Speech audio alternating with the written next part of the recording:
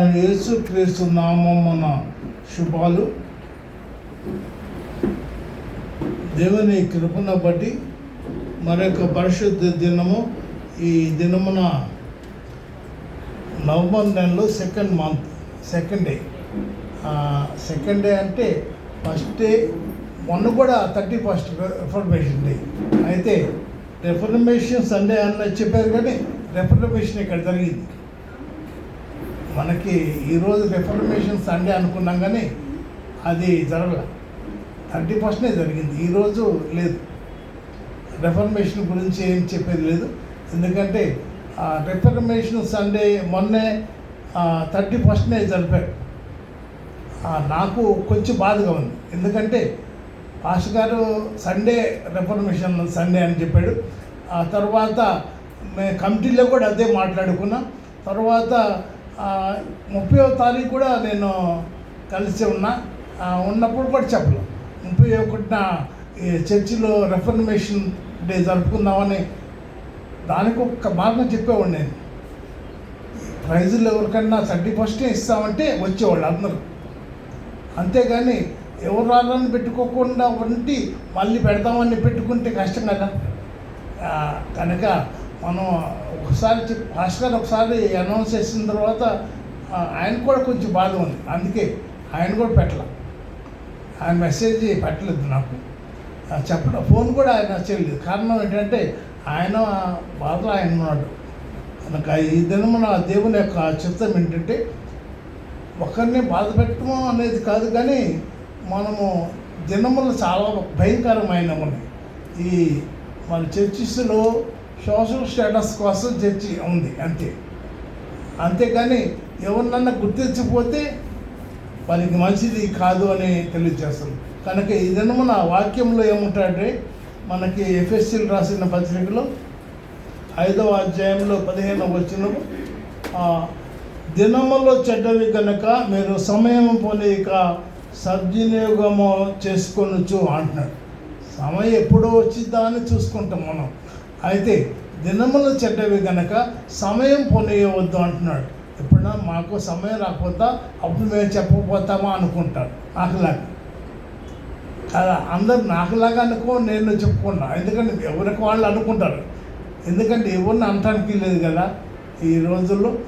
కనుక దినములో చాలా చెడ్డవి కనుక సమయం పొనిక సద్వినియోగం చేసుకు అజ్ఞానంలో వలె కాక జ్ఞానము కలిగిన వారి వలె నడుచుకొనుడి అని తెలియజేస్తున్నాడు. కనుక ఈ దినమున పరిశుద్ధ సంస్కార ఆరాధన ప్రారంభంలో తెలియజేస్తున్నాడు. ఏమన్నాడంటే పాప ఒప్పుడల్లో కార్యక్రమంలో మనకి మేము క్రియ ద్వారా, మాట ద్వారా, మా ప్రవర్తన ద్వారా అన్నీ ఒప్పుకోమంటే ఒప్పుకున్నాము అని అందరూ చెప్పారు. నేను వింటున్నా.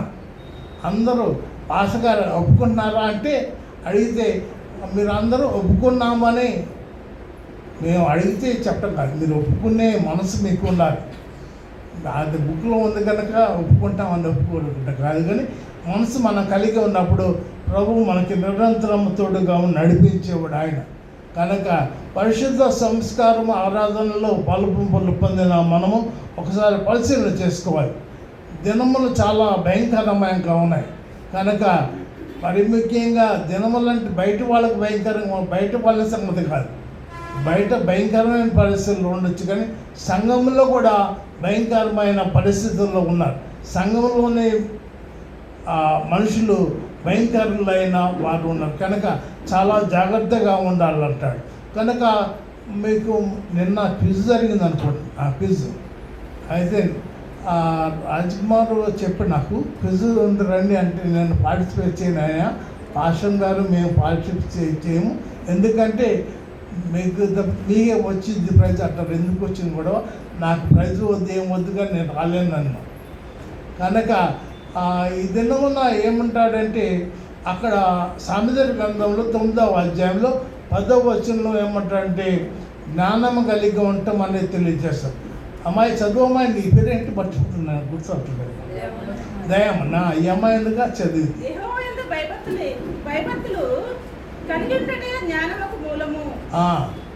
యెహోవా యందు భయభక్తులు కలుగుతుంటే ఇక్కడ ఏమంటే జ్ఞానము కలిగి ఉండాలంటారు.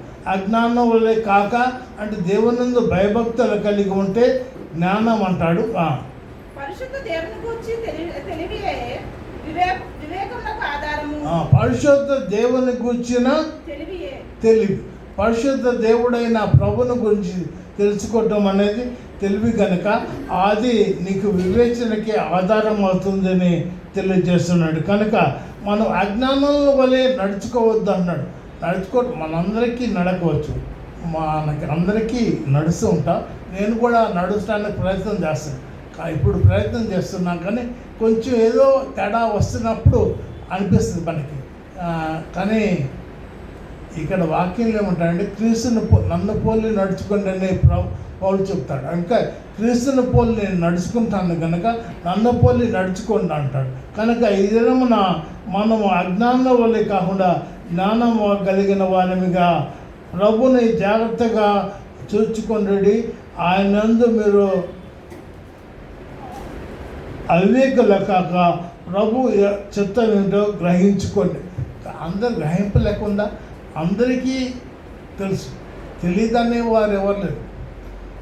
ఏమంటారు, నాకన్నా మీకు బాగా తెలుసు. ఎందుకంటే ఎంతోమంది వాక్యం వింటున్నారు కదా, ఎంతోమంది వాక్యాన్ని మీరు వింటారు కనుక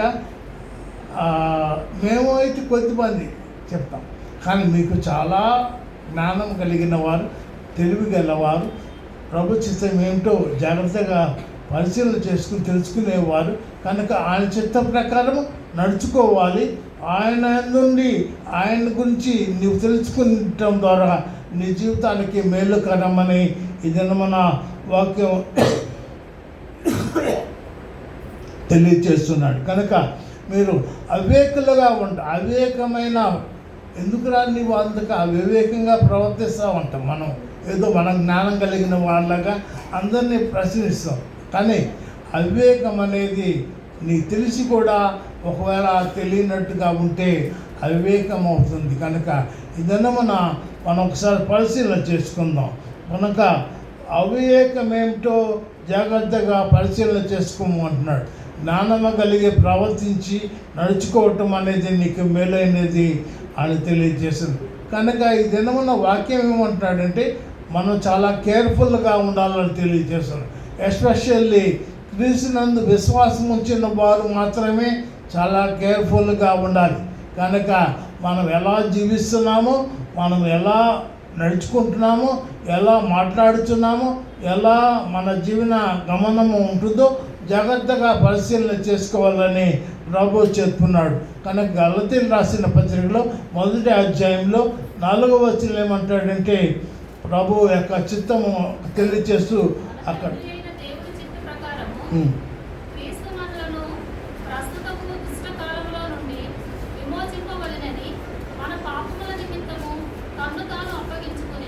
తన్ను తాను అప్పగించుకున్నవాడు మన ప్రభు అయినాడు. కనుక ప్రస్తుతం మనం విమోచించబడని మన పాపములను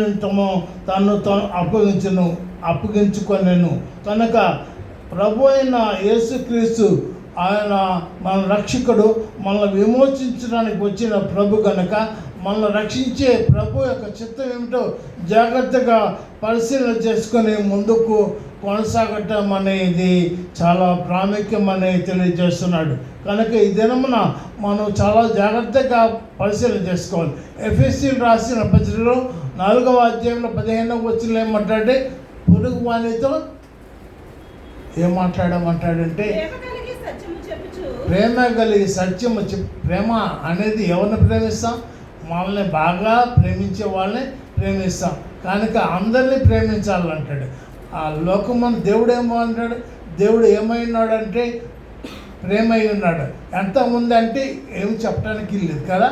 దేవుడు లోకమును ఎంతో ప్రేమించిందని యోహాను సువార్త 3వ అధ్యాయంలో 16వ వచనంలో ఉంటుంది. కనుక ఇదేనా మన ప్రేమ కలిగి ఏం చేయాలంటే సత్యముని పొరుగువానికి ఏం చేయాలి?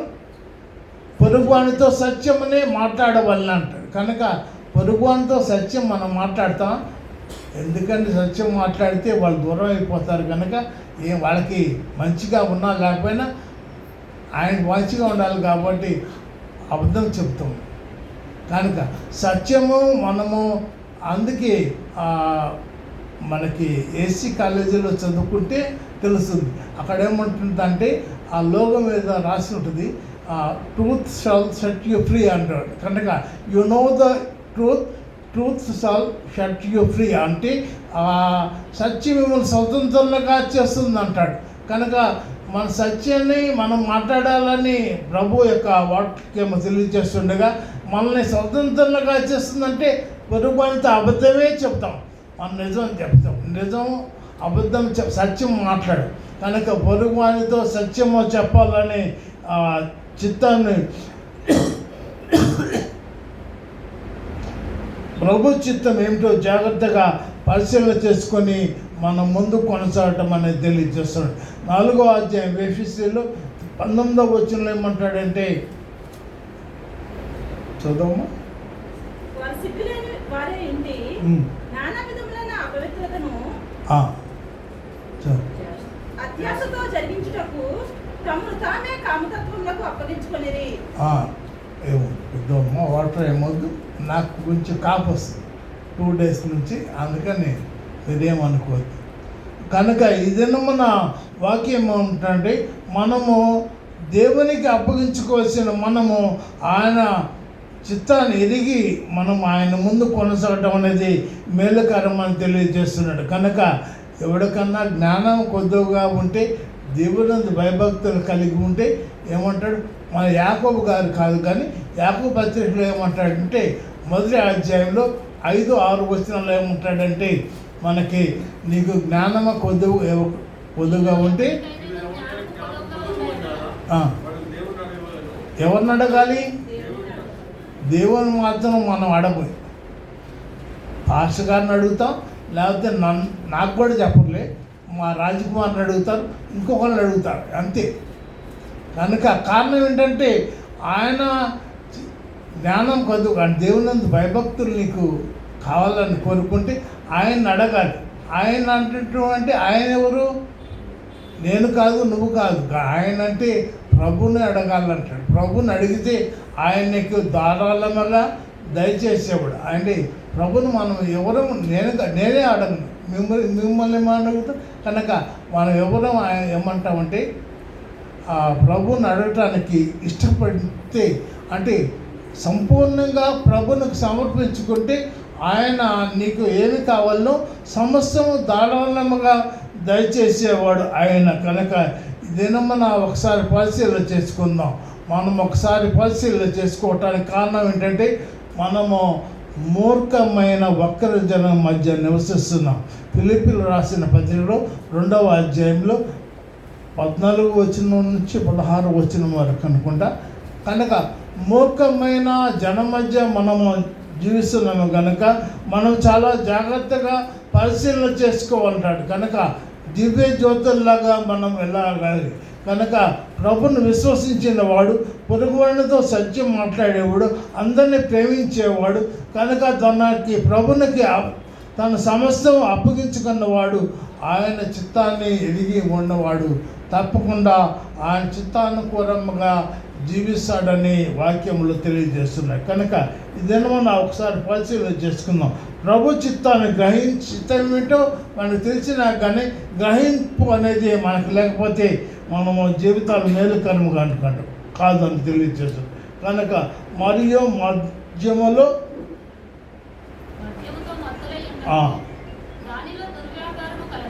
మద్యముతో మత్తులై ఒకటి, దానిలో దుర్వ్యాపారము కలదు. అయితే ఆత్మ పూర్ణులై ఉండండి. అంటే ఆత్మానుసారముగా ఆత్మ పూర్ణులు అంటే ప్రభు మనం నడిపించే విధంగా ప్రభు యొక్క చిత్తాన్ని ఎరిగి ఆయన మనకి మేలుకరమైన మార్గంలో నడిపించే ప్రభు చిత్తాన్ని ఎరిగి ఆత్మపూర్ణముగా మనం జీవించాలని దేవుని యొక్క మాటలు తెలియజేస్తున్నాయి. కనుక మద్యం ఏం చేస్తుందంటే, మద్యం అధికారాన్ని కోరుకుంటుంది.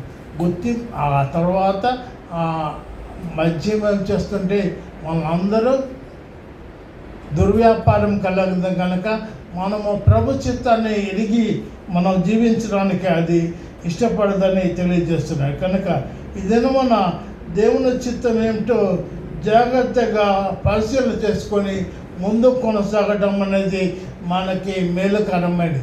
కనుక అందరికీ తెలిసినా కానీ ఆ మార్గంలో పయనించాలంటే చాలా కష్టం. కనుక ఈజీ మెథడ్ మనము కోరుకుంటాం. కనుక ఎవరైనా నన్ను గుర్తించాలంటే ఏమో కోరుకుంటాం. కనుక ఎవరు గుర్తిస్తారో వారిని మనం దగ్గర తీస్తాం, ఎవరైతే మనల్ని బాగా చూస్తారో వాళ్ళని దగ్గర తీస్తాం. కనుక ఇదేమో మనం చాలా జాగ్రత్తగా పరిశీలన చేసుకోవాలని వాక్యం తెలియజేస్తుంది. కనుక ఇదేమో మన వాక్యానుసారంగా మనం జీవిస్తున్న వాక్యం అందరికీ తెలుస్తుంది, కానీ వాక్యానుసారంగా జీవించడం అనేది చాలా కష్టమైన మార్గం. ఆ మార్గంలో పయనించాలంటే వాక్యం తెలియదని అంటానికి లేదు, తెలుసు, అందరికీ తెలుసు. కనుక ఎవరు వాక్యానుసారంగా జీవించాలని గ్రహించారు, ఆ జీవించడానికి ప్రయత్నం చేయటం కాదు, నడుచుకుంటారు.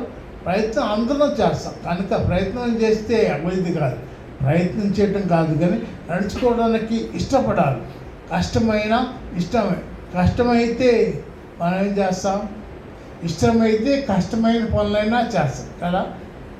ఇష్టం లేకుండా ఈజీ పనులు చెప్పినా చేయి. కారణం ఏంటంటే ఇష్టంగా చేసినప్పుడు కష్టమైన పనులు కూడా ఇష్టంగానే చేస్తాం.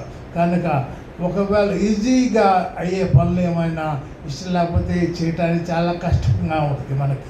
కనుక ఇదేనా మనం ఒకసారి పరిశీలన చేసుకొని ప్రభు చిత్తాన్ని ఎరిగి మనం ముందుకు కొనసాగుతాం. కనుక మా చదువు మా దయం అని నువ్వు ఉన్నావు కదా, చదువు. ఆ మూడవ చెప్తాను, తిమోతికి రాసిన పత్రిక 3వ అధ్యాయము 1 నుంచి 4 వచనాలు. 2వ తిమోతి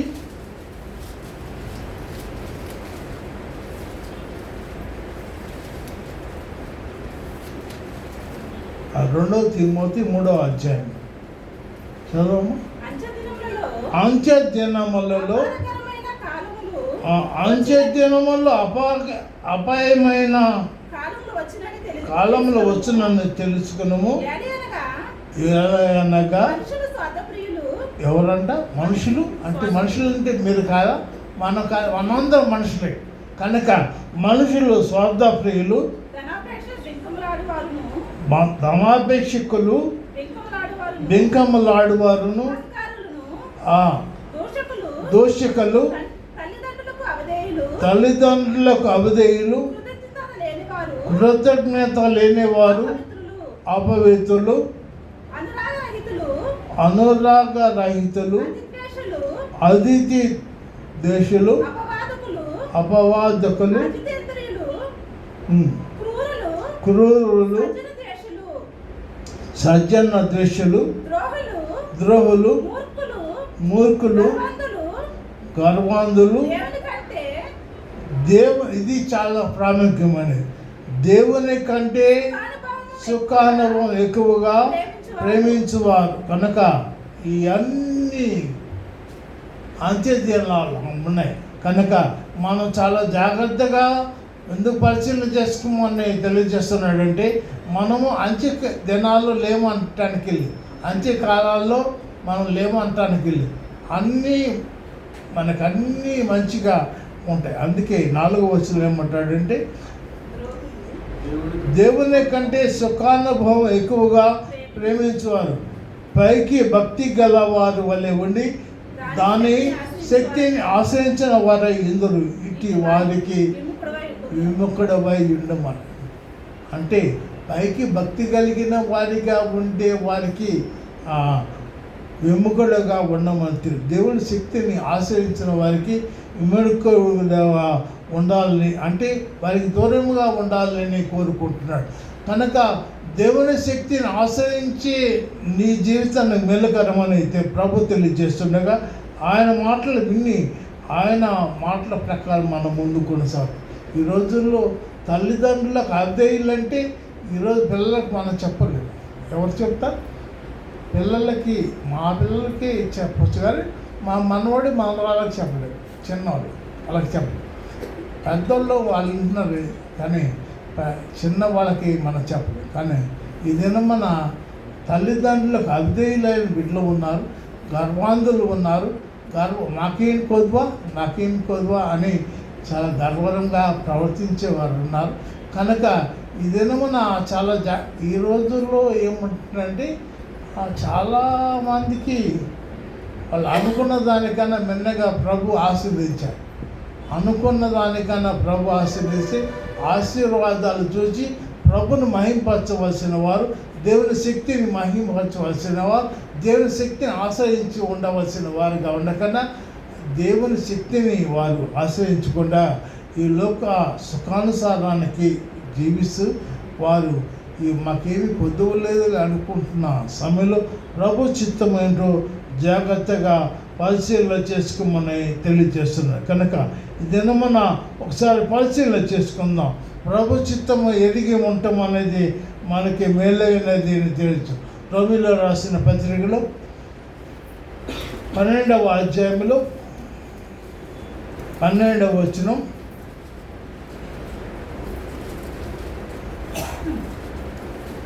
మా చదువు రోమా ఏమంటాడు? నిరీక్షణ గలవారై సంతోషించుచు శ్రమయందు ఓర్పు గలవారై ప్రార్థనయందు పట్టుదల కలిగి ఉండాలని తెలుసు. మనకి ప్రార్థన ఆదివారము ఎప్పుడన్నా ఇంట్లో ప్రే చేసుకున్నాం. డైలీ ప్రే చేసుకోవడం అనేది కూడా చాలా వరకు కుటుంబ ప్రార్థనలు మర్చిపోయినారు. కనుక ఏదన్నా శ్రమ కలిగినప్పుడు ఇక్కడ ఏమంటాడంటే శ్రమయందు ఓర్పు కలిగి ఉండాలంటాడు.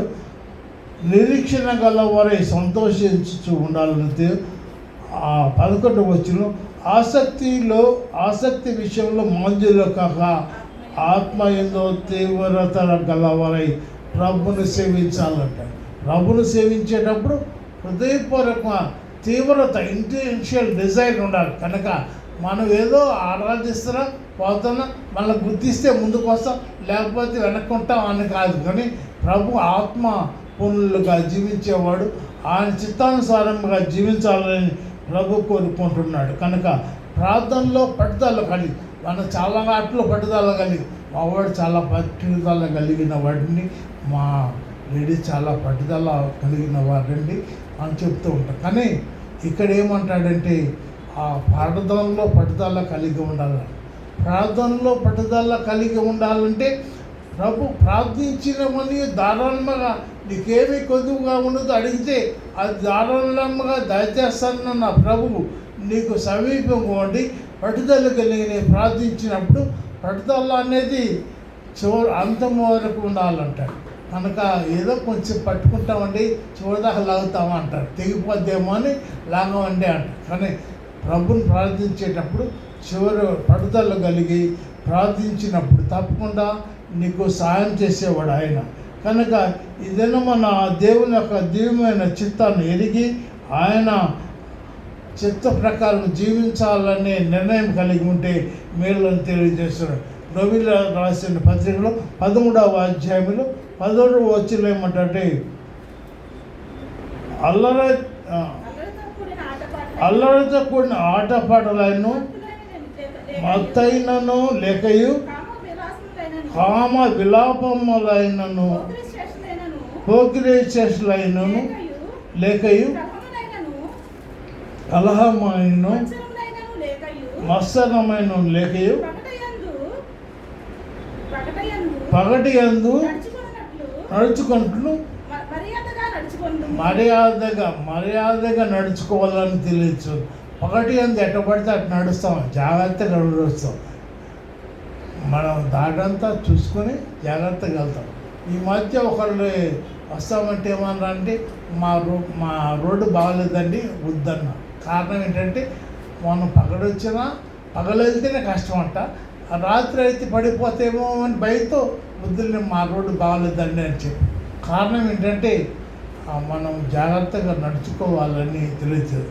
ఈ లోక సంబంధంగా మనకు వెల్ విషయసే మనం మంచిగా ఆ దారిలో వెళ్ళాలని కోరుకుంటే మన ప్రభు ఏమంటున్నాడంటే మనం ఈ లోకంలో జాగ్రత్తగా మర్యాదగా నడుచుకోవాలని తెలియజేస్తున్నాడు. కనుక కామ విలాపములైన పోకిరి చేసిన లేఖను కలహమైన మత్సరమైన లేఖ పగటి అందున్నట్టు మర్యాదగా నడుచుకోవాలని తెలియజేస్తుంది. కనుక మనం మర్యాద ఇవ్వలేదని వాళ్ళని కోరుకుంటాం, కానీ మర్యాదగా నడుచుకోవటం ఏంటంటే అంటారు. నడుచుకోవటం అంటే మర్యాదగా నడుచుకోవటం అంటే ఆ మార్గంలో ప్రభుని మహింపరిచే విధంగా ఉండటం అనేది మనకి మేలుకరమని వాక్యము తెలియజేస్తుంది. కనుక అల్లరితో కూడిన ఆటపాటలు దానికైతే ఇప్పుడు సోషల్ మీడియాలో ఏం కావాలంటే అవి వస్తుంది కదా. అల్లరితో కూడిన ఆటపాటలు అయితే మన క్రిస్టియన్ సాంగ్స్లో కూడా ఆటపాటలు అయితేనే ఇష్టపడతాం. జనరేషన్స్ మారిపోయింది కనుక మనం ఇక్కడేమంటాడంటే అల్లరితో కూడిన ఆటపాటలను మత్తయినను లేకయు కనుక మత్తయినను లేకయే కామ విబలాపం వలన లేక ప్రభువు చిత్తం ఏమిటో జాగ్రత్తగా పరిశీలన చేసుకోవాలని చేస్తుంది. కనుక మనము అల్లరితో కూడిన ఆటపాటల్లో మనము జీవించకూడదని ప్రభు తెలియజేస్తున్నాడు. కనుక ఈ దినమున చాలా జాగ్రత్తగా పరిశీలన చేసుకుంటే ఆత్మపూర్ణమైన వాడు కంప్లీట్గా ప్రభునికి తను తాను సమర్పించుకుంటాడు. కనుక ఆత్మపూర్ణులై ఉండంటే నీకు అది నీ కంట్రోల్లో నువ్వు ఉండటానికి కంట్రోల్ చేసేవాడు ప్రభు. కనుక ఆయన నిన్ను నడిపిస్తాడు. కనుక ఆయన నడిపిస్తాడనే స్థిరమైన విశ్వాసం కలిగి ముందు కొనసాగినప్పుడు తప్పకుండా కార్యాలు జరిగిస్తాడని తెలియజేశాడు. మన ప్రభు పేరిట ఆత్మ సంబంధం అన్నంలో వచ్చిన చూడమ్మ, ఒకరినొకడు కీర్తనలతోనూ సంగీతములతోనూ ఆత్మ సంబంధమైన పాటలతోనూ హెచ్చరించి మీ హృదయములో హృదయంలో పాడాలంటాడు. ఆ హృదయంలో పాడటం అంటే ఆ హృదయంలో పాడటం అంటే అది లోనన్న ఆనందాన్ని ఎవరు చెప్పడానికి. హృదయంలో ఎట్లా ఉందంటే మనకి హృదయంలో ఉండే ఆనందం పైకి చెప్పడానికి మాటలు చాలు. కనుక హృదయంలో అంటాడేంటి, మీ హృదయంలో ప్రభును గురించి పాడుచు కీర్తించుచు మన ప్రభు అయిన యేసుక్రీస్తు పేరిట సమస్తము తండ్రి అయిన దేవునికి ఎల్లప్పుడూ కృతజ్ఞతాస్తుతులు చెల్లించండి. దేవునికి కృతజ్ఞతాస్తుతులు చెల్లించాలి. మన కృతజ్ఞత అర్పణ తెలుసు, దేవునికి కృతజ్ఞతాస్తుతులు చెల్లించాలి. నేను చిన్నప్పుడు చూసేవాడు, ఆయన బయటికి వెళ్ళి వచ్చి ప్రార్థన చేసుకునేవాడు, లోనకు వస్తాడు ప్రార్థన చేసుకుని, బయటికి వెళ్ళేటప్పుడు ప్రార్థన చేస్తాడు, రోడ్డు మీద ప్రార్థన చేస్తాడు. కారణం ఏంటో ఈయన పెద్ద మాట్లాడితే ప్రార్థన రాడు ఏమనుకునేవాడిని. అయితే ఆయన దేవుడు నన్ను జాగ్రత్తగా ఇంటికి తీసుకొచ్చినందుకు దేవుని పొందాలయ్యా, నేను బయటికి వెళ్తున్నాను కాపాడదయ్యా, నేను దారిని వెళ్తున్నా కనుక సేఫ్ సైడ్గా నన్ను నడిపిస్తున్నందుకు నీకు వందనయ్యా అని చెప్పుకునేవాడు. ఆయన నేనేవాడిని కాదు, కానీ నాకు తెలియదు, కానీ అనుకునేవాడిని. ఎట్లా ఈయన మాట్లాడి ప్రార్థన చేస్తున్నాడు అనుకుని దేవుని కృతజ్ఞత తెలియచేయటం అనేది ఆ విధంగా తెలియజేసేవాడు అనమాట. ఆయన ఒకసారి నేను విన్నా, ఇంట్లోకి వచ్చినప్పుడు ఏం చేస్తున్నాడు అంటే బయట చెప్పులు విడిచి ప్రార్థన చేస్తాడు. అది ఇప్పుడే వచ్చి ప్రార్థన చేస్తున్నాడు, చెప్పులు విడిచి అమ్మండి అనుకుని గట్టిగా ఆయన ఏమన్నాడు, దేవా నా నుంచే బయట తిరిగి వచ్చాను, నన్ను సేఫ్ సైడ్కి ఇంటికి తీసుకొచ్చేందుకు నీకు వందనాలు అయ్యా అని ప్రార్థన చేస్తాను. అప్పుడు అనిపించింది, ఓహో ఆయన అందుకే బయటకు వెళ్ళేటప్పుడు లోనకు వచ్చేటప్పుడు దారిలో ఏదో మాట్లాడుకుంటా ఉంటాడు. అంటే హృదయంలో దేవునికి ఆ కృతజ్ఞతాస్తుతులు థ్యాంక్స్ తెలియచేసేవాడు. కనుక మన ఎల్లప్పుడూ దేవునికి ఎల్లప్పుడూ కృతజ్ఞతాస్తుతులు చెల్లించు ప్రతి విషయంలో ప్రభువుని మహింపరిచే విధముగా చూస్తున్నాం. క్రీస్తునందుల భయంతో ఒకరికొకడు లోబడాలి. క్రీస్తునందుల భయం కలిగి ఉండాలని తెలియజేస్తుంది. కనుక ఈ దినమున ఒకసారి పరిశీలన చేసుకుందాం. కనుక ఎవరు ఆ విధంగా చేయగలరంటే ఆత్మపూర్ణులై ప్రభు చేత నడిపించబడేవాడు, అంటే ప్రభు యందు నడుచుకోవాలని ఆ మార్గంలో పయనించేవాడు తెలియజేశారు. అది ఏమంటే గల్తీలు రాసిన పత్రికలో 5వ అధ్యాయంలో 22వ వచనంలో ఏమంటాడంటే ఆత్మఫలాలు అనేవి తెలియజేశారు. ఆత్మఫలాల్లో చాలా మనకి 9 ఉంటాయి. దానిలో ఏమంటాడంటే మొదటిది ప్రేమ అంటాడు. అంటే ఒకరినెక్కువ క్రీస్తుని భయముతో ఒకరినెక్కువ లోబడి అంటే లోబడి విధేయత కలిగి లోబడటం అంటే కంప్లీట్గా మనుషులకి సబ్మిట్ కాదు.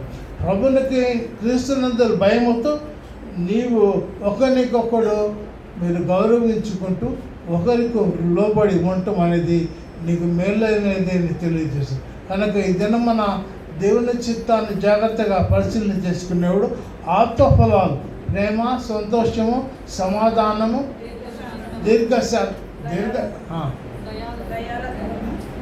దయాళత్వం, మంచితనము, విశ్వాసము, సాత్వికము, ఆశా నిగ్రహము. కనుక ఈ సంతోషించే విషయాన్ని ఆత్మఫలములు ఏమనగా ప్రేమ. మావాడు చాలా ప్రేమ కలిగిన వాడండి, అందరినీ సంతోషంగా పలకరిస్తాడండి, అందరితో సమాధానంగా ఉంటాడండి అనుకునే కాదు. ఇవన్నీ 9 ఫలాలు. ఏ ఒక్క ఫలం లేకపోయినా నువ్వు ఆత్మఫలాలు పొంది ఉన్నావు అంటానికి. కనుక ఇక్కడ ఏమంటాడంటే సాత్వికము, ఆశా నిగ్రహము, మంచితనము, విశ్వాసం. నువ్వు విశ్వసించేవాడు సర్వశక్తి సంపన్నైన ప్రభు. ఆయన ఈ దినాన మనల్ని చాలా జాగ్రత్తగా పరిశీలన చేసుకోమని తెలియజేస్తున్నాడు. కనుక మన కంట్రోల్లో మనం ఉంటాం కాదు, దేవుని కంట్రోల్లో ప్రభు మనం ఉండాలి. దేవునికి సమస్తము సాధ్యము కనుక ఆయన దగ్గర మనం ఒప్పుకోవాలి. అందుకే ఈ దినాన ప్రభు పిలుస్తున్నాడు. ఇంకొక 3 నిమిషాలు, ఎందుకంటే నాకు అనౌన్స్మెంట్స్ అప్పుడు 5 మినిట్స్ కావాలి, అందుకని ఒక 3 నిమిషాలు ముగిస్తాను. కనుక ఏదైనా మన ఏమంటాడంటే సువార్త పాఠంలో మత్తయి సువార్త 22వ అధ్యాయంలో మన ప్రభువు ఆయన విందుకి ఆహ్వానించిన సంఘటన మనం చూస్తాం. పరలోక రాజ్యము పెళ్లి కుమారునికి విందు చేసే ఆ విందులో అనేక మందిని పంపిస్తాడు, కానీ అందరూ కూడా ఆ విందుకి మనకైతే అలవాటు లేదు, పిలిచినప్పుడు వెళ్ళిపోతాం. కానీ అక్కడ ఆ విందు పరలోక విందు మనకు కొన్ని దేశాల్లో ఉంది. ఇప్పుడు కూడా కొన్ని కంట్రీస్లో ఏమంటాడంటే వాళ్ళు ఇన్వైట్ చేస్తారు, ఎంతమంది వస్తున్నారు చెప్పండి, మీరు రాకపోతే వాళ్ళు ఏమన్నారు. కానీ వచ్చిన వాళ్ళు కంపల్సరీగా మళ్ళీ రిమైండర్ చేస్తారు, గుర్తు చేస్తారు. కానీ గుర్తు చేసినప్పుడు వస్తానన్నా రాకపోతే వాళ్ళు చాలా బాధపడతారు. కనుక మనము ఇక్కడ మళ్ళీ పని వాళ్ళని పంపించి రమ్మని ఎందుకు ఆహ్వానాన్ని పంపించి నేను చాలా మంచిగా చేశానయ్యా, విందుకి ఆహ్వానిస్తున్నాను అంటాడు. కనుక విందుకు ఆహ్వానించినప్పుడు కొంతమంది ఏం చేస్తారు, రూడ్గా ప్రవర్తించారు. వారి రూడ్గా రామన్నారు. అదే లోకస్వార్త 14వ అధ్యాయంలో కూడా ఉంటుంది. కొంతమంది నేను పొలమన్నా అన్నాడు, ఒకడో నేను పెళ్లి చేసుకున్నా అన్నాడు. ఆ పరలోక విందుకు నాకు పిలిస్తే కనుక ఈ దినమున మనం ఒకసారి పరిశీలన చేసుకోవాలి. నెపములు చెప్పడానికి వెళ్ళలేదు. ప్రభు చిత్తం జాగ్రత్తగా పరిశీలన చేసుకొని ఆయన పిలుపునకు లోబడి ఉంటే అది నిత్యము మనకి మేలుకరం. కనుక ఆయన పిలుపుకి లోబడకుండా మనం ఎంతకాలమో జీవించినా కానీ, ఎన్ని బోధలు విన్నా కానీ, ఎంతకాలం ప్రభుత్వం నడుస్తున్నాము మనం అనుకుంటే కాదు, ఆయనందు నడుచుకున్నప్పుడు ఆయనకి సమస్తము సమర్పించుకుంటాడు. కనుక ఆయన చిత్తాన్ని ఎరిగి జీవించడం అనేది నీకు మేలుకరము. కనుక ఆ విందుల్లోనికి అందరిని పిలిచి రామని అందరిని అప్పాలు చెప్తే అప్పుడు ఏం చేశాడంటే మంచివారిని చెడ్డవారిని కూడా పిలుచుకురండ్రా బాబు అన్నాడు. పిలుచుకొచ్చారు. ఇందుసార్లు నిండిపోయింది. అంటే మంచివారు చెడ్డవారని ప్రభు చూడడం, కానీ ప్రభు పిలిచినప్పుడు ఆ పిలుపుని అంగీకరించాలి. ప్రభు పిలిపించినప్పుడు ఆ పిలుపుని అంగీకరించడం ద్వారా నిత్యం మేలుకరముగా ఉంటుంది. కనుక ప్రవక్తల ద్వారా పాత నిబంధన పాఠములో చెప్పాడు, పాత నిబంధన వాక్య భాగాలు ప్రవక్తల ద్వారా చెప్పాడు. ఆ కొత్త నిబంధనలో ఆ అపోస్తుల ద్వారా చెప్పాడు. ప్రభువు మొదట అది ఆయన పరిచర్య ప్రారంభంలో ఏమంటాడంటే మత్తయి సువార్త 4వ అధ్యాయం 17వ వచనంలో ఏమంటాడంటే మన 17వ వచనంలో ఆయన పరలోక రాజ్యము సమీపించి ఉన్నది కనుక మారు మనసు పొందురని ఆయన ప్రారంభంలోనే ఆయన పరిచయ ప్రారంభంలో చెప్పిన మాట అది మనం చూస్తున్నాం. కనుక మనం చాలా జాగ్రత్తగా పరిచయాలు ప్రభు పిలుస్తున్నాడు కనుక ఆ పిలుపుని అంగీకరించడం, మనకు అంగీకరించిన వాడు ఆయన నుండి నడుచుకోవటం అనేది నిత్యం మేలకరముగా ఉన్నదని తెలియజేస్తున్నాం. అందుకే మత్తయి సువార్త 11వ అధ్యాయంలో 28వ వచనం సమస్తమైన భారం మోసుకొని వచ్చే వాళ్ళందరినీ పిలుస్తున్నాం. మీ ప్రయాస పడి సమస్త భారం మోసుకొని నా దగ్గర రండి, మీకు విశ్రాంతి కలుగు చేస్తాను. కనుక వాళ్ళు మనకి యెషయా గ్రంథం 55వ అధ్యాయంలో ఏమంటారంటే నీళ్ళు రోకలు లేకపోయినా మీరు వచ్చి ఆ యొక్క నీరు తాగండి అని తెలియజేస్తున్నారు. కనుక ఇదేమో మనం ఒకసారి పరిశీలన చేసుకుందాం. ప్రభు చిత్తం ఎరిగి ఆయన చిత్తానుసారముగా జీవించినప్పుడు ఆయన మన పిలుస్తాడు. కనుక వాటర్ తాగటానికి నీళ్ళని అంటే మనకి వాక్యం అనేది ప్రభు సమీపంగా ఉండి మనకి ఇచ్చేవాడు కనుక ఆయన మాటలు వింటాం అనేది వెళ్ళేది. అందుకే ఈ చివరిలో ఏమంటాడంటే ఆత్మయు ప్రకటన 22వ అధ్యాయంలో 17వ వచనం ఏమంటాడంటే ఆత్మయు పెండి మాత రమ్ము అంటాడు. కనుక 17వ వచనం అనుకుంటా చదవడం ఆత్మయు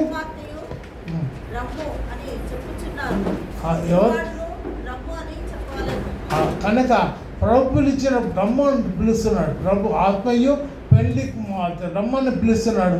కనుక ప్రభు విన్నవాడు మాత్రం విన్నవాడే కాదు, విన్నవాడు కూడా రమ్మని పిలుస్తున్నాడు. కనుక మనం ప్రభు మాటలు విని ఆయన చిత్త ప్రకారం జీవించినప్పుడు నిత్యం మేలుకరంగా ఉంటుంది. కనుక ఇదేనా మనం ఒకసారి పరిశీలన చేసుకుందాం. మనం ఆయన చిత్తానుసారంగా జీవిస్తున్నామా లేదా పరిశీలన చేసుకోవడానికి పరిశుద్ధాత్ముడైన దేవుడు మనం ఆత్మపూర్ణముగా ఉన్నాం. నేను నడిచినట్టు లేకపోతే ఇంకొకరు నడిపించినట్టు కాదు, దేవుని నడుచుకోవటం మనకి మేలుకరం. కనుక ప్రభు మాటలను జాగ్రత్తగా పరిశీలన చేసుకోవాలి. వాక్యం తెలియని వారు ఎవరు లేదు, అందరూ చదువుకున్న వాళ్ళు. చదువు లేకపోయినా కానీ ఒక ఆమె చదువు కళ్ళు ఉండేది కాదు, ఆమె చెప్పేది బైబిల్ బాగా చెప్పేది. నేను చిన్నప్పుడు చూసాను. కళ్ళు కనిపించవు కదా, ఎట్లా చదువుతుందంటే దేవుడు అడిగిందంట. అయితే ఆమె బైబిల్ మాత్రమే చదవగలదు, అంతే. ఆమె బైబిల్ మాత్రమే చదవగలదు. కళ్ళుండి మనం చదవలేకపోతున్నాం. కానీ మొన్న ఈ మధ్య చూసాం. ఆయన మా వాడే కీబోర్డ్ వేస్తాడు కదా, ఈ బాగా చేస్తాడంట. ఆయన కళ్ళు లేవు. ఆయన దగ్గర రోజు 15 ఉంటాయంట ఆ ఇంట్లో. ఏం చేస్తారండి అంటే నాకు అన్నీ నేను 10-15 ఇన్స్ట్రుమెంట్స్ ప్లే చేస్తాను అన్నాడు. ఆ తర్వాత నాకు పియానోలో ఇవన్నీ రిపేర్ చేస్తాను. నువ్వు ఎట్లా రిపేర్ చేస్తా? కళ్ళు ఉండే వాళ్ళని మనమే రిపేర్ చేయలేదు. ఆయన కళ్ళు అంటే నాతో ఉన్నవాడు ఆయన ఒక్కడే నడుచుకుంటూ వెళ్తాడంట. కారణం ఏంటంటే రోడ్డు మీద వెళ్తున్నప్పుడు నాకు ఎవరన్నా రమ్మాన్ని పిలిచినప్పుడు మేము ఇద్దరు వస్తామంటాడు. ఇద్దరు ఎవరంటే నాలో ఉన్నాళ్ళండి ఒక ఆయన నాతో వస్తాడంట. ఆయన వెళ్తున్నప్పుడు ఆయనతో పాటు ఎవరు ప్రభు నాతో ఉన్నవాడు ప్రభు కనుక ఆయన నడిపిస్తాడు. నేను భయం లేకుండా హైదరాబాద్లో తిరగగలను. కారణం ఏంటంటే నన్ను నడిపించే ప్రభు నాకు తోడుగా ఉండేవాడు. అలాంటి నిశ్చయిత విశ్వాసము లేకపోతే ఆయన పిలుపు నాకు లోపడే తత్వం నీకుంటే నీకు మేలు కాదు. నేను ఆయన చూసినప్పుడు అనుకున్నా, ఈయన కళ్ళు లేవు కదా, ఎలా బాగు చేస్తాడా అనుకునేవాడు. కానీ నిజంగానే బాగు చేస్తాడు. కనుక ఆయన చూస్తే నిజంగానే బాగు చేస్తాడు. కారణం ఏంటంటే దేవుడు నడిపిస్తాడనే అతడు హిందువు. కానీ ఆ దేవుడు నమ్మిన తర్వాత ఆయన నడిపింపులో ఎంత మేలుకరంగా కళ్ళుండి అన్ని చేయగలను మనమే చేయలేకపోతే కళ్ళు లేకుండా ఆయన చేయగలుగుతున్నాడు. కారణం ఏంటంటే ప్రభు నడిపిస్తాడని అది స్థిరమైన నిశ్చిత కలిగి ఉండటం ద్వారా ప్రభు అతను నడిపిస్తున్నాడు. ఆ విధంగా మన జీవితాలు ఉన్నాయా లేదా పరిశీలన చేసుకోవటానికి మనం చాలా జాగ్రత్తగా పరిశీలన చేసుకొని మనం జీవించాలని ప్రభు మాట తెలియజేస్తున్నాయి. కనుక ఇదైనా మనం ఒకసారి నిర్ణయం చేసుకోవడానికి పరిశుద్ధాత్మైన దేవుడు మనందరికీ సహాయం చేయను గాక. ఆమేన్. సమస్త జ్ఞానమునకు మించిన దేవుని సమాధానం యేసుక్రీస్తు వలన మీ హృదయంలో తలంపులకు కావాలను గాక. ఆమేన్.